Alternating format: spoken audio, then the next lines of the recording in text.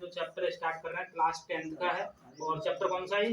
चौथा चैप्टर है और चैप्टर का नाम क्या है? द्विघात समीकरण। तो द्विघात समीकरण के बारे में बता रहे हैं। तो द्विघात का मतलब क्या होता है? जिसके घात कितने हो? दो। ठीक है, द्वि का मतलब हो जाएगा दो और घात का मतलब क्या हो जाएगा? घात हो जाएगा। ठीक है, घात। तो इसका जो परिभाषा है लिख सकते हैं, तो लिख सकते हैं परिभाषा, एक ऐसा समीकरण जिसकी घात कितनी होनी चाहिए? दो। अगर घात उसकी दो होगी उसे बोल सकते हैं हम द्विघात समीकरण। ठीक है, तो जिसकी अधिकतम घात दो हो उसे द्विघात समीकरण कह सकते हैं। और इसका जो व्यापक समीकरण होता है, व्यापक समीकरण,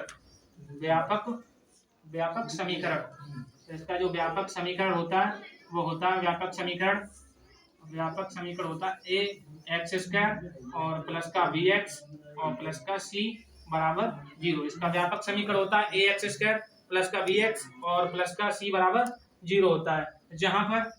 जहां इसमें कंडीशन दिया होता है जहां पर ए का वैल्यू कभी भी 0 नहीं होना चाहिए। तो जहां ए इज नॉट इक्वल टू 0, ए का वैल्यू 0 नहीं होना चाहिए। अगर मान लो अगर ए का वैल्यू 0 हो जाए, ठीक है, अगर ए का वैल्यू यहाँ पर 0 कर देंगे, यहाँ पर अगर ए का वैल्यू 0 करेंगे तो एक्स स्क्वायर का गुणा 0 से करेंगे तो आपका 0 हो जाएगा। और जब 0 हो जाएगा तो ये द्विघात समीकरण नहीं कहलाएगा, ये हो जाएगा। इसके बाद हम पढ़ते हैं, ये हो जाएगा। ठीक है, इसके बाद हम एग्जाम्पल ले लेते हैं, उदाहरण ले लो।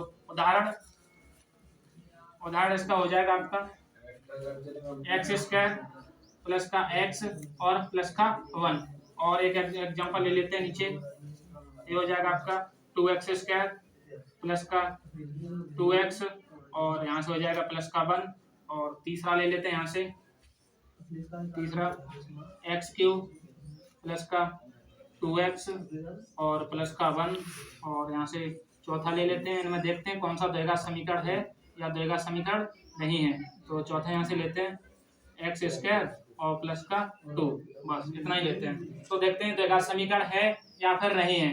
तो इन सबको देखते हैं। तो इसकी अधिकतम घात कितनी है? इसकी अधिकतम घात 2 है और जिस समीकरण की अधिकतम घात 2 होगी वो द्विघात समीकरण कहलाएगा। यहाँ पर इसकी अधिकतम घात 2 है तो ये द्विघात समीकरण हो जाएगा। उसके बाद इधर इसकी भी इस समीकरण का लिखा 2x स्क्वायर प्लस का 2x प्लस का 1। इस समीकरण की अधिकतम घात 2 है, ये भी क्या हो जाएगा? द्विघात समीकरण। क्या ये द्विघात समीकरण होगा? तो x की घात यहाँ पर है 3 और यहाँ पर है 2x प्लस का 1। तो यहाँ पर x की घात 3 है लेकिन अधिकतम घात 2 होनी चाहिए, यहाँ पर अधिकतम घात 3 है, ये द्विघात समीकरण नहीं होगा। ऐसे बोल सकते हैं त्रिघात समीकरण। और नीचे देखेंगे तो ये भी क्या हो जाएगा आपका? द्विघात समीकरण, क्योंकि इसकी भी अधिकतम घात कितनी है? 2 है। अगर एक और एग्जांपल लें तो x प्लस का 1, अगर ये ले लें तो इसकी अधिकतम घात कितनी है? 1 है। तो ये भी आपका द्विघात समीकरण नहीं होगा, ये हो जाएगा आपका रैखिक समीकरण। रैखिक समीकरण, ये हो जाएगा रैखिक समीकरण। तो हम अपना वीडियो यहीं पे समाप्त करते हैं।